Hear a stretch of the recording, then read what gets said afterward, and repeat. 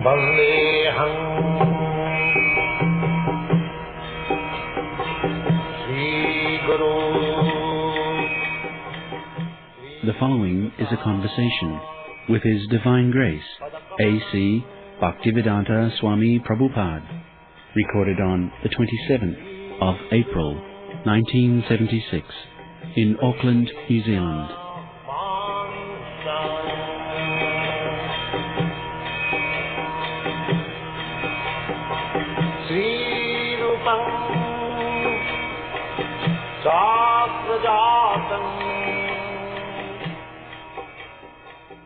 Grace, have you been to New Zealand before? Twice. When the DT was installed, I installed personally. Then I think I came last year. You're the leader of how many disciples or devotees throughout the world?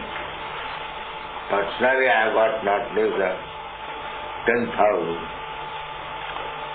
But I was deputed by my Guru Maharaj to make propaganda in the Western countries. So this movement, of course, I have started in the Western countries, but in India, it is very common movement, Hare Krishna. Everyone knows. Are you at all concerned about what seems to be an increasing number of gurus and swamis throughout the world? The question is, are you concerned with the increasing number of gurus and swamis around the world? No. We are concerned that in spite of so-called education and advancement of civilization, people have been kept in darkness about real knowledge. So, it is our little attempt to awaken them to the real platform of knowledge. Well, what do you hope to achieve by your short visit here to New Zealand, where you don't have a very big following at all? Just to encourage my disciples, they are also trying their best to spread this Krishna consciousness movement. So, if I occasionally visit, they become encouraged. That's right. Your movement's still growing. It was very popular during the Beatles era and so on and so forth. Yes, George Harrison is a good boy. He likes me. He has given us a big house in London, about £200,000 worth. Over 250,000 pounds. Yes. So would it be true to say that perhaps without George Harrison or the Beatles, the religion wouldn't be as well known today? That is like that. That is the Western country. Nobody comes forward to give us some contribution. But this boy is very nice. He gives us sometimes. He gives, and another boy is the great grandson of Mr. Henry Paul. His name is Helfred. He also helps us. But mostly we get our income by selling these books.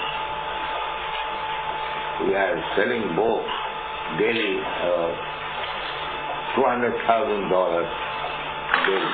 That is our main source of income.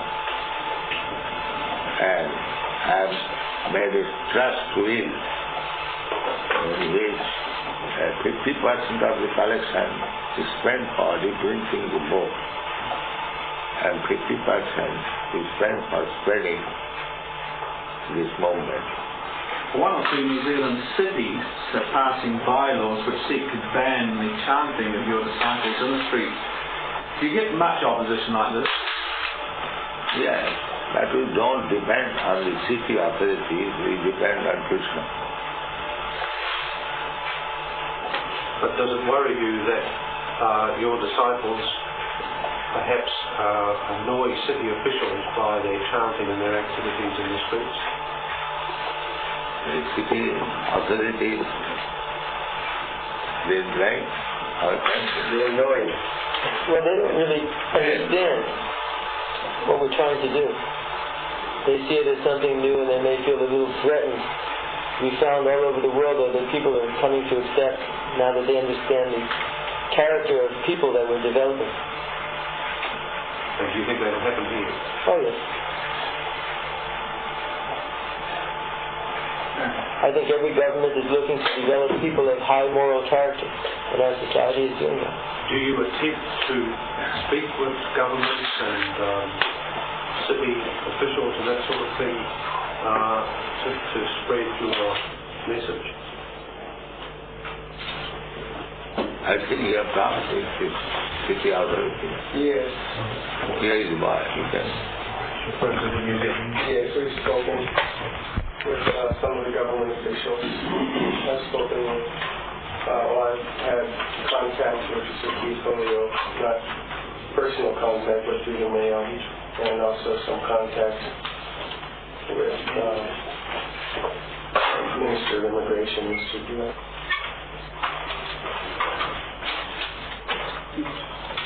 How long do you intend to keep travelling and as long?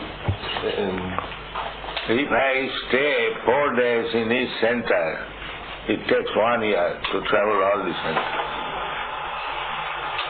4 days in each centre takes you 1 day. 3 days. Yeah, I think 3 days. We have got 102 centers all over the world. So how many centres does that make it from quick arithmetic? Over 100. And do you spend your whole year travelling, or is it only part of the year? Do you spend your whole year traveling or only part of the year? I'm traveling either in Europe, America, Africa, Canada, India, everywhere. So do you have a home? Or do you I am 102 houses, but nowhere I am allowed to live. That is difficult.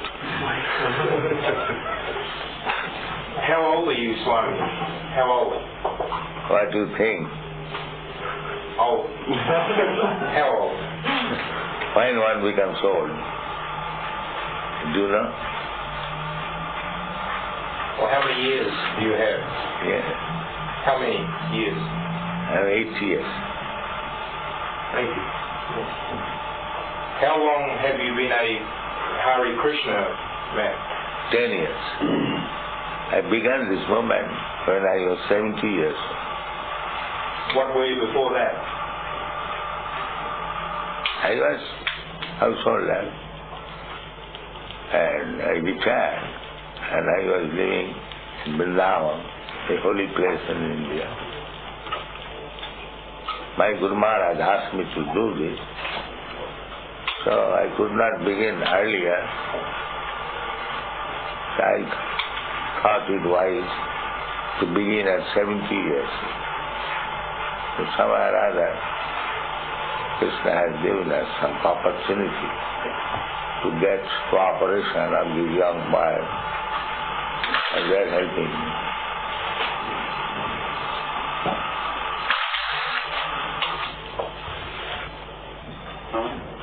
What is your opinion of the Guru Maharaji? What is your opinion of Guru Maharaj? Not only Guru Maharaj, so many Maharaj. So, this movement is authorized. Others, there are some imaginary sentiments, that's all. This Krishna Consciousness movement is authorized movement, Vedic culture. And they, in the name of Vedic culture, talking some nonsense, that's all. That is the difference. Do you know about Guru Maharaj? No. None of you? You've met him? Huh? You've met him, have you? No, what business I have to meet? He says that he is God. Do you believe that bogus statement that he is God? You think he's an egotist? You think he's an egotist? That is a simple foolishness. If somebody says, I am God, do you think it is very reasonable statement? Bogus. Simple thing, bogus. Bogus. Bogus.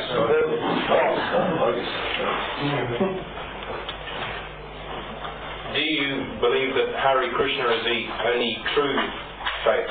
Yes. This is real knowledge. We have got, I have already told you, only on this Hare Krishna movement. There is one book by Professor Judah. Have you got that book? No.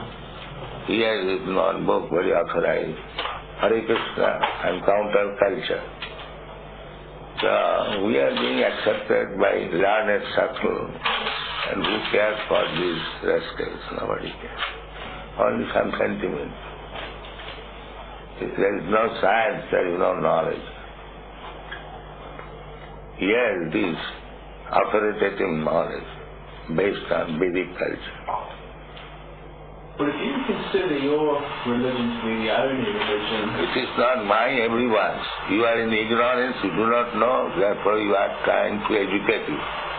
It is your soul. It is not a personal thing.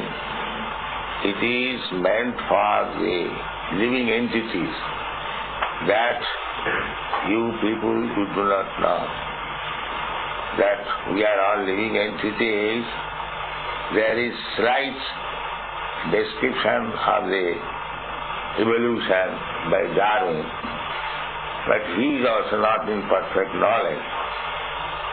The real fact is, I am not this body, you are not this body. I am living entity within this body. Just like you are within your coat and shirt. The coat and shirt, you are not. Similarly, we living entities, we are within this gross and subtle body. The gross body is made of earth, water, air, fire, and the subtle body is made of mind, intelligence, and egotism. So we are within this. So nobody knows. There is no educational system. What is our real constitutional position? We are wrongly accepting this body. That kind of acceptance is there in the animals. The dog also thinking that I am this body. If I am thinking like that I am this body, then what is the difference between the dog and me? We are educating and from that point of view, that the living entity is entrapped within this body, and according to his desire, is changing different types of body and undergoing continually birth and death. So, in order to save him from this cycle of birth and death, one has to understand God or Krishna. Krishna means God. Then he comes to his real identical position, a spiritual body, and then he lives forever. He lives forever, just like a man changing constantly dresses, that does not mean he is dying. Similarly, we do not die. Na hannate hannamane sagire. After destruction of this body, we are not dying. We remain, but we simply accept another body. So, this is a great botheration. But people are in ignorance. They are thinking that after death there is no life. This ignorance is a great, difficult position. So we are trying to educate them how to get out of this entanglement of cycle, birth and death. And therefore there are so many books on this subject. It is a very serious movement. It is not compared to so many rascal movements. So if you are serious, you can study our books, you can try to understand the philosophy of science, then the whole human society will be benefited. Well, I'm sure many New Zealanders would like to know the very reason why do your everywhere we are like. Now, why do your followers chant the Hare Krishna chant in the street? What is the reason behind this? The reason is that Hare Krishna, Krishna is the name of God, Krishna. So, Krishna is absolute, God is absolute. God's name and God, there is no difference. That is absolute idea. So if you chant Krishna's name, that means you associate with Krishna, direct, God. And by associating with God, you become purified.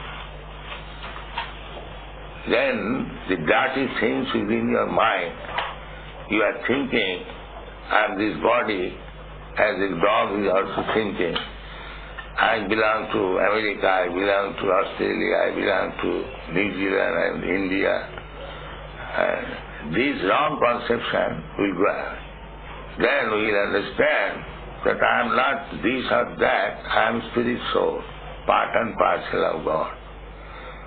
Then real knowledge begins, and if we act accordingly, our life becomes successful.